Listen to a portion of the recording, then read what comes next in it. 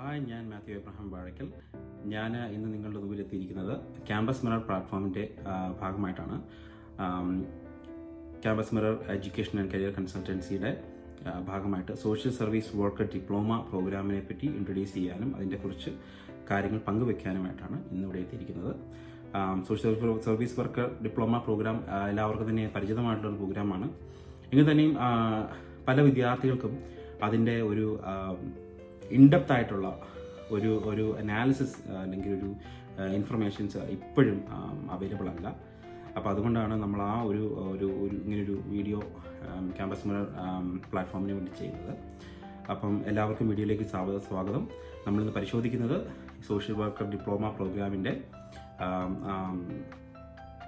Eligibility, അതായത് എന്തൊക്കെയാണ് അഡ്മിഷന് വേണ്ടി ചെയ്യേണ്ട കാര്യങ്ങൾ, അല്ലെങ്കിൽ who is eligible to take this program, അല്ലെങ്കിൽ അതിൻ്റെ പ്ലസ്, അതിൻ്റെ മൈനസ്, അതിൻ്റെ കരിയർ അപ്ഗ്രേഡിങ്, അതിൻ്റെ ഡോളർ വാല്യൂ, ഇത്രയും കാര്യങ്ങളാണ് നമ്മളിന്ന് ഈ വീഡിയോയിൽ പങ്കുവയ്ക്കുന്നത്. അപ്പോൾ മിക്ക പബ്ലിക് കോളേജുകളിലും പൊതുവെ ഓഫർ ചെയ്യപ്പെടുന്ന ഒരു കോഴ്സാണ് സോഷ്യൽ സർവീസ് വർക്കർ ഡിപ്ലോമ എന്ന് പറയുന്നത്. നമുക്കിന്ന് അതിൻ്റെ കുറച്ച് വശങ്ങൾ പരിശോധിക്കാം. ഒന്നാമത്, ഈ കോഴ്സ് ആർക്ക് എടുക്കാൻ പറ്റും എന്നാണ് നമ്മൾ ആദ്യം പരിശോധിക്കുന്നത്.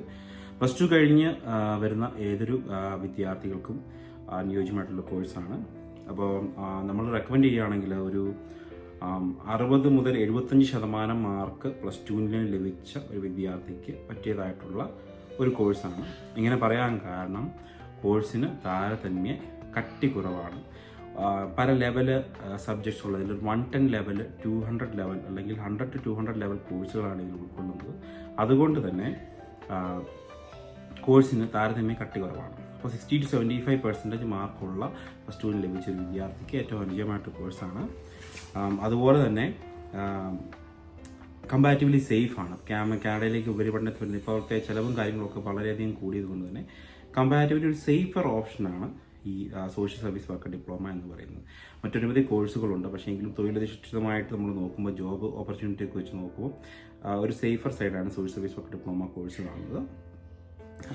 പിന്നെ ആർക്ക് ആപ്റ്റാണെന്നുള്ള കാര്യത്തിൻ്റെ കൂടെ നമ്മൾ ഒന്നുകൂടെ പറയണം. അതായത് ഹ്യൂമൻ സർവീസ് ഫീൽഡിനോട് ഒരല്പം താല്പര്യമുള്ള ആളുകൾക്കാണ് ഈ കോഴ്സ് കൂടുതൽ ഉപയോഗപ്പെടുന്നത്. അതായത് ഇപ്പം മെഡിക്കൽ ഫീൽഡിൽ തന്നെ ഹ്യൂമൻ സർവീസ് ഫീൽഡ് എന്ന് പറഞ്ഞൊരു സെക്ടറുണ്ട്. അതിനോട് താല്പര്യം, അതിനിപ്പോൾ psychology, sociology, allied health sciences, അതുപോലെ തന്നെ എന്താ പറയുക, അപ്പോൾ അങ്ങനെയൊക്കെ ഉൾപ്പെടുന്ന ഒരു കാര്യമാണ് ഈ ഹ്യൂമൻ സർവീസ് ഫീൽഡ് എന്ന് പറയുന്നത്. അപ്പോൾ ഹ്യൂമൻ സർവീസുമായിട്ട് താല്പര്യമുള്ള ആളുകൾക്ക് ഏറ്റവും യോജിച്ച കോഴ്സാണിത്. ഡിപ്ലോമ കോഴ്സ് പഠിച്ചവരുടെ ജോലി സാധ്യതകളെ പറ്റി അല്ലെങ്കിൽ എന്തൊക്കെ പ്ലസ് ആണ്, എന്തൊക്കെ ഒരു എന്താ പറയുക പോസിറ്റീവാണ് ഈ കോഴ്സിനുള്ളതെന്നാണ് അടുത്ത് നമ്മൾ പരിശോധിക്കുന്നത്. ഏറ്റവും ഇമ്പോർട്ടൻ്റ് ആയിട്ട് പറയേണ്ടത് ജോലി സാധ്യത കൂടുതൽ എന്നുള്ളതാണ്. അതായത് ഹ്യൂമൻ സർവീസ് ഫീൽഡിൽ ഭയങ്കര ഓപ്പർച്യൂണിറ്റി ഉണ്ട് കാനഡയിൽ. അതുപോലെ തന്നെ കാനഡ ഫുള്ളുണ്ട് നമുക്ക്. അതുകൊണ്ട് തന്നെ ജോലി സാധ്യത വളരെ കൂടുതലാണ്. രണ്ടാമത്തെ കാര്യം എന്ന് പറയുന്നത് പഠനഭാരം കുറവാണ്. നേരത്തെ മെൻഷൻ ചെയ്തതുപോലെ തന്നെ പഠനഭാരം കമ്പാരിറ്റീവ്ലി കുറവാണ്. ഇപ്പോൾ നമ്മൾ സ്ഥിരമായ ക്ലാസ്സിൽ പോവുകയും ക്വിസുകൾ അറ്റൻഡ് ചെയ്യുകയും ഓപ്പൺ ബുക്ക് എക്സാമുകളും കാര്യങ്ങളൊക്കെ ഉണ്ട്. കുറേ വീഡിയോ അസൈൻമെൻറ്റ്സും കാര്യങ്ങളൊക്കെ ജയിച്ചാൽ തന്നെ നമുക്ക് കോഴ്സ് പാസ്സാകാനുള്ള മാർക്ക് നമുക്ക് കിട്ടും. അപ്പോൾ നമ്മൾ അതിനെപ്പറ്റി ഒത്തിരി സ്ട്രെസ് ചെയ്യേണ്ട കാര്യം വരുന്നില്ല. പിന്നെ മറ്റ് കോഴ്സുകളെ അപേക്ഷിച്ച് കമ്പാരിറ്റീവ്ലി പഠന ചെലവ് കുറവുമാണ്. പിന്നെ ഇതിലുള്ളൊരു പ്ലസ് എന്ന് പറയുന്നത് PR ലഭിക്കാൻ എളുപ്പമുണ്ട്. PR ലഭിക്കാൻ എളുപ്പമാണെന്ന് വെച്ച് കഴിഞ്ഞാൽ നമുക്ക് ഒരു എംപ്ലോയറെ കണ്ടുപിടിക്കാൻ നമുക്ക് ബുദ്ധിമുട്ടില്ലാത്തതിനാൽ ആ സ്ട്രീം വഴി PNBയോ PRO അപ്ലൈ ചെയ്യാനും എടുക്കാനും നമുക്ക് സാധിക്കും. പിന്നെ എടുത്തു പറയേണ്ടതിൻ്റെ മറ്റൊരു സവിശേഷത എന്ന് പറയുന്നത് വെറൈറ്റി ഇൻ ജോബ്സ് ആണ്. റെസിഡൻഷ്യൽ ജോബ് മേഖല, അതുപോലെ തന്നെ ഔട്ട്റീച്ച്, സപ്പോർട്ട് ഹൗസിങ്, അങ്ങനെ യൂത്ത് വർക്കേഴ്സ്, അഡിക്ഷൻ, അങ്ങനെ ഈ ഒരു സോഷ്യൽ സർവീസ് ഡിപ്ലോമയുമായിട്ട് നമുക്ക് എയിം ചെയ്യാൻ പറ്റുന്ന ജോലി സാധ്യതകളും ഇഷ്ടം പോലെയുണ്ട്. ഹാൻഡ്ഫുൾ ആയിട്ടുള്ള എന്താ പറയുക ജോലി സാധ്യതകളുണ്ട്. അപ്പോൾ അത് ഇതിൻ്റെ വലിയൊരു പോസിറ്റീവാണ്.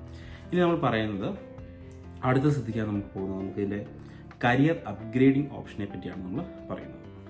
ഡിപ്ലോമ പ്രോഗ്രാമിൻ്റെ കരിയർ അപ്ഗ്രേഡിങ് സാധ്യതകളെ പറ്റിയാണ് നമ്മൾ ഇനി ചർച്ച ചെയ്യാൻ പോകുന്നത്.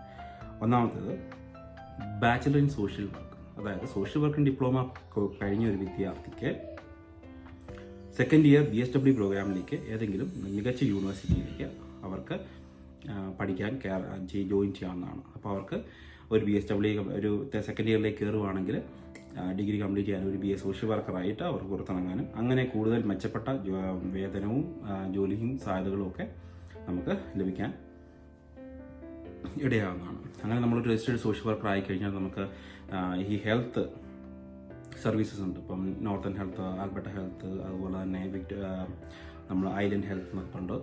ഹെൽത്ത് അതോറിറ്റികളുണ്ട്, ഇഷ്ടംപോലെ ഓപ്പർച്യൂണിറ്റീസ് ഉണ്ട്. അതുപോലെ തന്നെ ഈ റെസിഡൻഷ്യൽ പ്രോഗ്രാമുകളെ കോർഡിനേറ്റ് ചെയ്യുന്ന ഉദാഹരണം പറയുകയാണെങ്കിൽ BCയിലാണെന്ന് ഒരു കമ്മ്യൂണിറ്റി ലിവിങ് BC, ആൽബർട്ടയിലാണെങ്കിൽ ആൽബർട്ട സപ്പോർട്ട്സ്, ഏഷ്യ.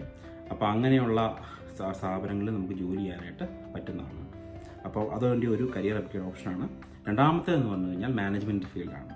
നമുക്ക് റെസിഡൻഷ്യൽ ഫീൽഡിൽ എക്സ്പീരിയൻസ് ആയിക്കഴിഞ്ഞാൽ നമുക്കൊരു project program coordinator, program management, അതുപോലെ എക്സിക്യൂട്ടീവ് ഡയറക്ടർ, അതുപോലെ തന്നെ അതിൽ തന്നെയുള്ള വിവിധങ്ങളായിട്ടുള്ള സൂപ്പർവൈസർ തൊട്ട് കോർഡിനേറ്റർ തൊട്ട് എക്സിക്യൂട്ടീവ് ഡയറക്ടർ വരെ നമുക്ക് ആ സ്പെക്ട്രത്തിൽ വൈഡ് സ്പെക്ട്രം മാനേജ്മെൻറ്റ് നമുക്ക് ജോലി ചെയ്യാൻ പറ്റുന്നതാണ്. പിന്നീട് നമുക്ക് കരിയർ അപ്ഗ്രേഡേഷൻ വരുന്ന അഡിക്ഷൻ കൗൺസിലറായിട്ടൊക്കെ നമുക്ക് കരിയർ അപ്ഗ്രേഡ് ചെയ്യാൻ പറ്റും. നമ്മൾ ഒരു ഈ ഡിപ്ലോമയുമായിട്ട് നമ്മൾ കുറച്ച് നാളും അഡിക്ഷൻ ബേസ് വർക്ക് ചെയ്ത് കഴിഞ്ഞാൽ നമ്മുടെ വർക്ക് എക്സ്പീരിയൻസും കാര്യങ്ങളൊക്കെ കൂട്ടി ഇണക്കി നമുക്ക് പിന്നീട് അഡിക്ഷൻ കൗൺസിലറായിട്ടൊക്കെ ജോലി ചെയ്യാവുന്നതാണ്. അഡിക്ഷൻ എന്ന് പറഞ്ഞു കഴിഞ്ഞാൽ നമുക്ക് ഇപ്പോൾ അറിയാം ഏറ്റവും കൂടുതൽ കാനഡ ഫേസ് ചെയ്യുന്ന ഒരു ഇഷ്യൂ ആണ്. അതുകൊണ്ട് തന്നെ അവിടെയുള്ള പൊട്ടൻഷ്യൽ ജോബ് ഓപ്പർച്യൂണിറ്റീസും ഭയങ്കരമാണ്. അടുത്തത് നമുക്ക് പറഞ്ഞു കഴിഞ്ഞാൽ സ്കൂൾ കൗൺസിലർ കാര്യങ്ങൾ ഒക്കെ ആയിട്ട് നമുക്ക് അപ്ഗ്രേഡ് ചെയ്യാവുന്നതാണ്. അതായത് യൂത്ത് വർക്കറായിട്ട് ഇപ്പം സോഷ്യൽ സർവീസ് വർക്ക് ഡിപ്ലോമ കഴിഞ്ഞ ഒരാൾ യൂത്ത് വർക്കറായിട്ട് ജോലി ചെയ്ത് കഴിഞ്ഞാൽ അവർക്ക് സ്കൂൾ കൗൺസിലറായിട്ടും ഒക്കെ അവരുടെ കരിയറിനെ സ്റ്റെപ്പ് ചെയ്യാവുന്നതാണ്. യൂത്തുമായിട്ട് വർക്ക് ചെയ്യുന്നത് എളുപ്പമല്ല, പക്ഷേ എങ്കിൽ തന്നെയും അവരുടെ പേയും മറ്റ് ബെനിഫിറ്റ്സും ഒക്കെ വളരെ മികച്ചതായിരിക്കും. അപ്പോൾ നമ്മളിപ്പോൾ ചർച്ച ചെയ്തത് അവർക്ക് BSW എടുത്ത് സോഷ്യൽ വർക്ക് രജിസ്റ്റേർഡ് സോഷ്യൽ വർക്കറാകാം, അതുപോലെ പ്രോഗ്രാം മാനേജർ മാനേജ്മെൻറ്റ് ഫീൽഡിൽ പോകാം, അഡിക്ഷൻ കൗൺസിലറായിട്ട് പോകാം, സ്കൂൾ കൗൺസിലേഴ്സായിട്ട് പോകാം. അതുപോലെ തന്നെ നമുക്കറിയാൻ മേലാത്ത മറ്റ് മേഖല ഉദാഹരണത്തിന് യൂത്ത് വർക്കർ പ്രോഗ്രാംസ് ഉള്ള മറ്റ് ഇൻസ്റ്റിറ്റ്യൂഷൻസ് ഉണ്ട്. അവരുമായിട്ട് നമുക്ക് കോർഡിനേറ്റ് ചെയ്ത് പ്രവർത്തിക്കാം. ഉദാഹരണം നോൺ പ്രോഫിറ്റ് ഓർഗനൈസേഷന് ഗവൺമെൻറ്റ്സ് ഫണ്ട് കൊടുത്തിട്ട് അവർ റൺ ചെയ്യുന്ന യൂത്ത് പ്രോഗ്രാംസ് ഉണ്ട്. അവിടെ കേസ് മാനേജേഴ്സും കാര്യങ്ങളൊക്കെ ആയിട്ട് ചെയ്യാം. പക്ഷേ കുറച്ച് എക്സ്പീരിയൻസ് വേണം. ഡയറക്റ്റ് എൻട്രി അല്ല ഞാൻ പറഞ്ഞത്, നമ്മുടെ കരിയർ അപ്ഗ്രേഡിങ് ഓപ്ഷനെ പറ്റിയാണ് നമ്മൾ ഇപ്പോൾ പറയുന്നത്. അപ്പം RCMBക്ക് പണ്ടുണ്ടായിരുന്നു ക്രൈം ബാച്ച് പ്രോഗ്രാമും കാര്യങ്ങളൊക്കെ ഉണ്ടായിരുന്നു. അപ്പോൾ അതിലൊക്കെ നമുക്ക് ഈ ക്രെഡൻഷ്യൽ ഉപയോഗിച്ച് കരിയർ സ്റ്റെപ്പ് ചെയ്യുന്നവർക്ക് ചെയ്യാവുന്നൊരു ഓപ്ഷനാണ്.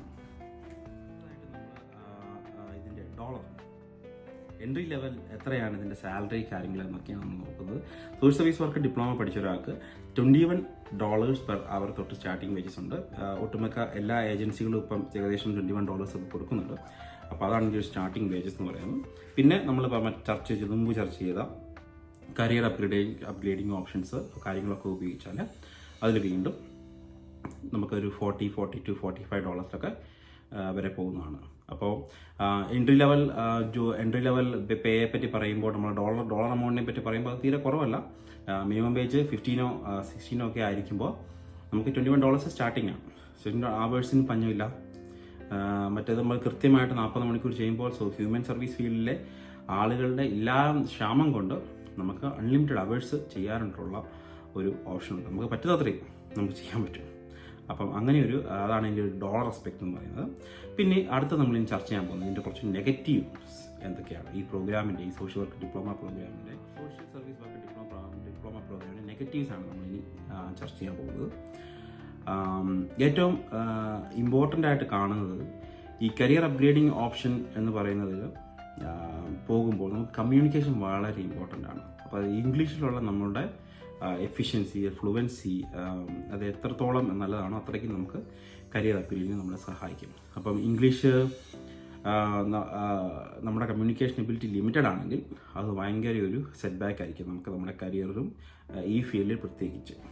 അതുപോലെ അടുത്തതെന്ന് പറഞ്ഞു കഴിഞ്ഞാൽ വളരെ ഡിമാൻഡിങ് ആയിട്ട് ചലഞ്ചിങ് ആയിട്ടുള്ള വർക്ക് എൻവയോൺമെൻ്റ് ആയിരിക്കും ഈ സോഷ്യൽ സർവീസ് വർക്ക് ഡിപ്ലോമ വന്നത്. അതായത് ഡൈനാമിക് ആയിരിക്കും, ഓരോ ക്ലയൻറ്റിനും അനുസരിച്ച് നമ്മൾ അഡാപ്റ്റ് ചെയ്യണം. അപ്പോൾ അഡാപ്റ്റബിലിറ്റി എന്ന് പറയുന്നത് ഭയങ്കര ഒരു ഇമ്പോർട്ടൻ്റ് ആയിട്ട് ഉള്ള ഫാക്ടറാണ്. ഉദാഹരണം പറഞ്ഞു കഴിഞ്ഞാൽ ഇപ്പം ഓട്ടിസം സ്പെക്ട്രം ഡിസോർഡർ, അതുപോലെ തന്നെ സൈക്കോസിസ്, അതുപോലെ തന്നെ എക്സ്ട്രീം OCD, അങ്ങനെയൊക്കെയുള്ള പല പല കണ്ടീഷൻസുമായിട്ടുള്ള ക്ലയൻസുമായിട്ട് വർക്ക് ചെയ്യേണ്ടതുകൊണ്ട് തന്നെ അഡാപ്റ്റ് ചെയ്യണം.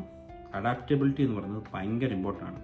അപ്പം എല്ലാവർക്കും അത് പറ്റണമെന്നില്ല. കാരണം നമ്മളൊരു ക്ലയൻറ്റ് ഫോക്കസ് ചെയ്ത് വർക്ക് ചെയ്യുകയാണെങ്കിൽ നമുക്കിപ്പം ഇത് കരിയർ അപ്ഗ്രേഡും കാര്യങ്ങളൊക്കെ വരുമ്പോൾ നമുക്ക് പല തരത്തിലുള്ള ക്ലയൻസ്, കോംപ്ലക്സ് സെറ്റ് ഓഫ് ഡിസോർഡേഴ്സിനെയാണ് നമ്മൾ അറ്റ് എ ടൈം വർക്ക് ചെയ്യുന്നത്. അപ്പം ആ അഡാപ്റ്റബിലിറ്റി ഭയങ്കര ചലഞ്ചിങ് ആണ് പലർക്കും. ചിലരത് വളരെ പോസിറ്റീവായിട്ട് എടുക്കുന്നവരുണ്ട്, പക്ഷേ ചിലർക്ക് അതിന് സാധിക്കുന്നുമില്ല. അപ്പം അങ്ങനെയുള്ളവർക്ക് അത് ഭയങ്കര സ്ട്രെസ്ഫുൾ ആയിട്ടൊക്കെ തോന്നാറുണ്ട്.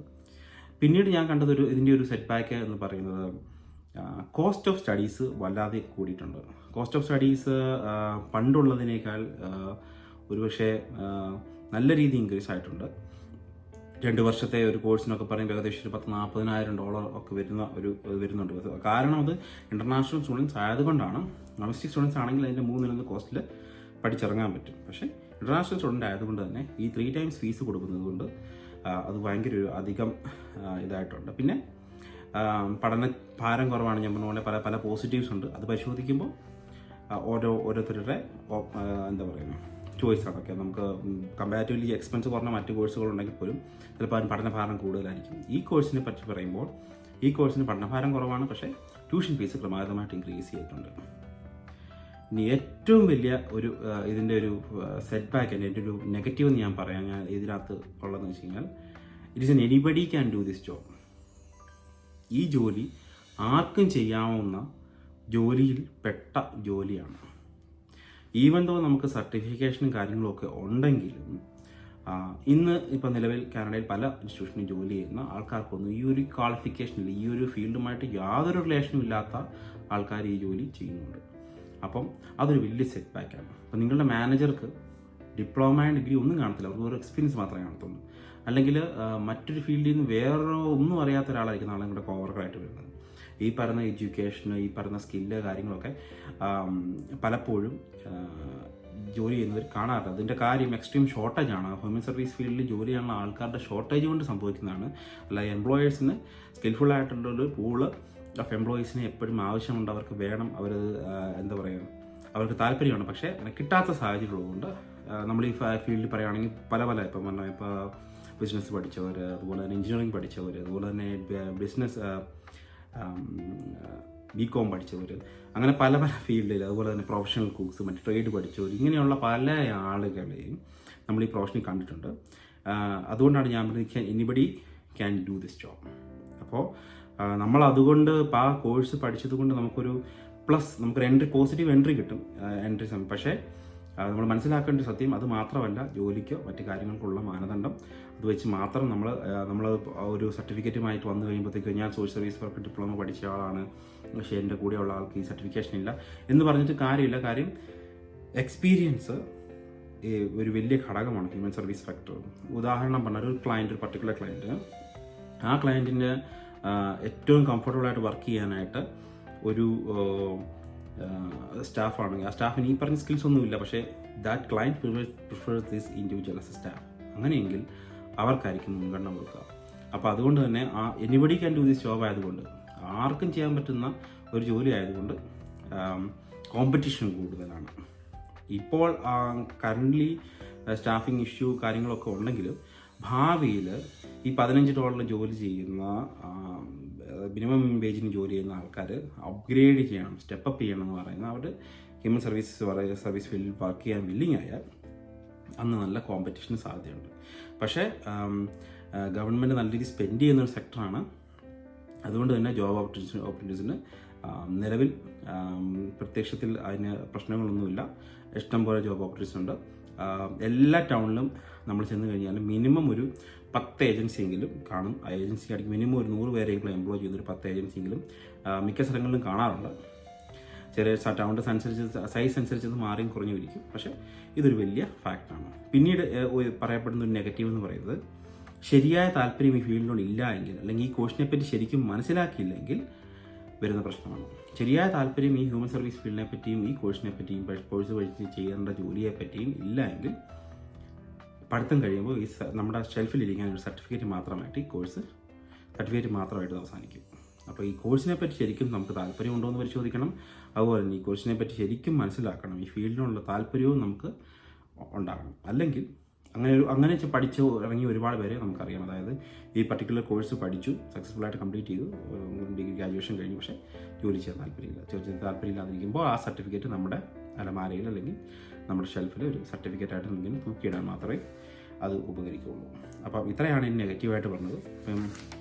ഇന്ന് നമ്മൾ ഡിസ്കസ് ചെയ്തത് സോഷ്യൽ സർവീസ് വർക്ക് ഡിപ്ലോമ പ്രോഗ്രാമിനെ പറ്റിയാണ്. നമ്മളതിൻ്റെ ആർക്കൊക്കെയാണ് ഈ പ്രോഗ്രാം എഡിറ്റ് ചെയ്യാൻ പറ്റുക എന്നുള്ളത് പറഞ്ഞു, എന്തൊക്കെയാണ് ഇതിൻ്റെ പോസിറ്റീവ്സ് എന്ന് പറഞ്ഞു, എന്തൊക്കെയാണ് കരിയർ അപ്ഗ്രേഡിങ് ഓപ്ഷൻസ് എന്ന് പറഞ്ഞു, പിന്നെ നമ്മളതിൻ്റെ എൻട്രി ലെവൽ സാലറിയെ പറ്റി പറഞ്ഞു, പിന്നെ അല്പം നെഗറ്റീവും കാര്യങ്ങളും പറഞ്ഞു. അപ്പോൾ ഇത് ഈ കോഴ്സിനെ പറ്റിയുള്ളൊരു കംപ്ലീറ്റ് റിവ്യൂ ഒന്നുമല്ല, പക്ഷേ ഈ കോഴ്സിൽ ശ്രദ്ധിക്കേണ്ടതായിട്ടുള്ള പല കാര്യങ്ങളും നമ്മൾ കണ്ടിട്ടുള്ള അല്ലെങ്കിൽ സംസാരിച്ചതിൽ നിന്ന് നമുക്ക് കിട്ടിയിട്ടുള്ള ഇൻഫർമേഷൻ വെച്ചിട്ടാണ് പറയുന്നത്. ഇനിയും ഒരുപാട് കാര്യങ്ങൾ ഈ കോഴ്സിനെ പറ്റി ബന്ധപ്പെട്ടുകൊണ്ട് കൂടുതൽ കോഴ്സിനെ പറ്റി അറിയാൻ താല്പര്യമുള്ളവർ നമ്മുടെ വെബ്സൈറ്റ് ചെക്ക് ചെയ്യുക. www.campusmillet.org എന്ന വെബ്സൈറ്റിലൂടെ ഞങ്ങളെ ബന്ധപ്പെട്ട് കഴിഞ്ഞ് കഴിഞ്ഞാൽ ഈ കോഴ്സും റിലേറ്റഡ് ആയിട്ടുള്ള ഇൻഫർമേഷനും കാര്യങ്ങളും നമ്മൾ പങ്കുവയ്ക്കുന്നതാണ്. എന്ത് ഡൗട്ട് ഉണ്ടെങ്കിലും ചോദിക്കാൻ, നമുക്കറിയാവുന്ന കാര്യങ്ങളാണെങ്കിൽ നമ്മൾ പറയുന്നതായിരിക്കും, അല്ലെങ്കിൽ നമ്മളത് we will find it for you. നമ്മൾ ആ ഇൻഫർമേഷൻ നിങ്ങൾക്ക് വേണ്ടി കണ്ടെത്തും. പുതിയൊരു കോഴ്സുമായി വീണ്ടും കാണാം. Thank you. ബൈ.